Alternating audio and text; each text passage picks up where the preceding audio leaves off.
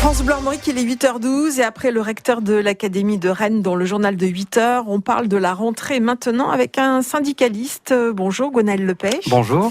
Vous êtes secrétaire académique du SNES en Bretagne, principal syndicat du second degré chez les professeurs et vous-même professeur au lycée Anita Conti. Bonjour Gwenaël Lepèche. Bonjour. C'est une habitude en Bretagne, en tout cas pour le second degré, car ce n'est pas le cas dans les écoles, mais il y a plus d'élèves cette année dans les collèges et lycées.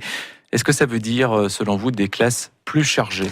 Ça veut dire des classes plus chargées parce que effectivement des élèves sont plus nombreux encore cette année avec des augmentations d'effectifs importantes à la fois sur les niveaux de classe de 6e puisque ce sont les effectifs de naissance des années 2006-2007 et puis toujours le boom des naissances des années 2000 avec des lycéens plus nombreux, particulièrement en terminale cette année.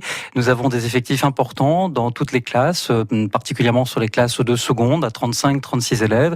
Et c'est vrai qu'il faut bien mesurer que depuis la rentrée 2013, ce sont 6000 élèves de plus que nous avons dans les lycées publics de l'Académie, sans pour autant qu'il n'y ait eu de construction de lycées supplémentaires.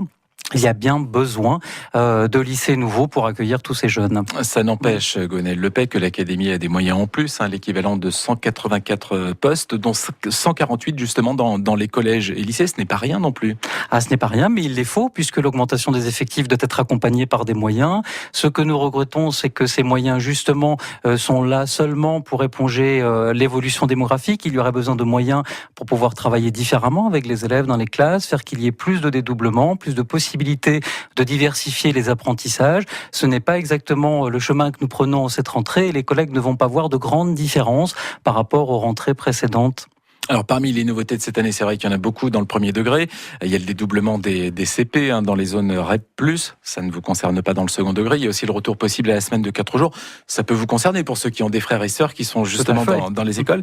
Et puis cette réforme dont on a tant parlé, la fameuse réforme du collège qui est désormais derrière nous, ça va dans le bon sens. Il y a eu effectivement des assouplissements qui ont été décidés sans concertation par le ministre Blanquer à sa prise de fonction. C'est vrai que ces assouplissements permettent d'alléger un petit peu les conditions de travail des enseignants, puisqu'ils ont davantage la main sur l'organisation des enseignements. Mais effectivement, il y a des retours, notamment des classes bilingues, des classes européennes. On revient sur le latin et les langues régionales qui redeviennent des disciplines à part entière. Mais voilà, c'est l'autonomie de l'établissement qui permettra d'améliorer les conditions de rentrée cette année.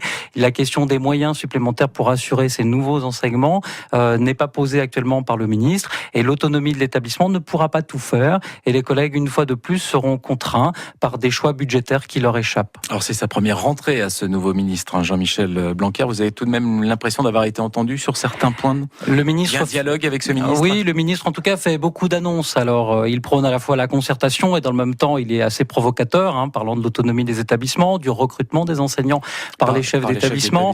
On mesure bien qu'il a besoin d'exister dans un contexte qui est difficile. On parle beaucoup des ordonnances sur le code du travail et il y a nécessité pour lui peut-être de se faire entendre. Nous, ce que nous lui demandons, c'est de prendre le temps de la concertation. Une réforme du lycée semble s'engager, puisque effectivement, il y a beaucoup de difficultés sur les affectations APB. Vous en avez parlé tout à l'heure avec monsieur le recteur. C'est la question des capacités d'accueil en université principalement qui est posée.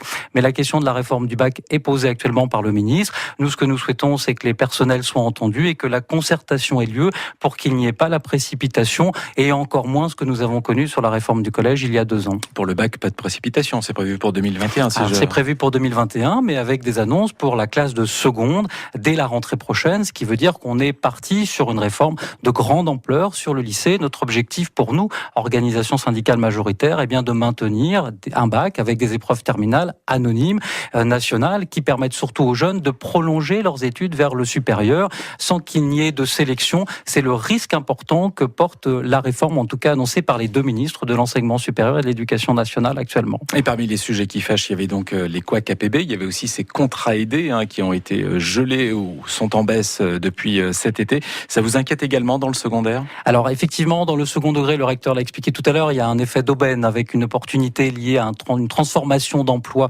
avec notamment les AESH, les accompagnants aux enfants en situation de handicap. Peut-être que l'Académie ne connaîtra pas de difficultés majeures sur le second degré. Nous appelons malgré tout les parents à être très vigilants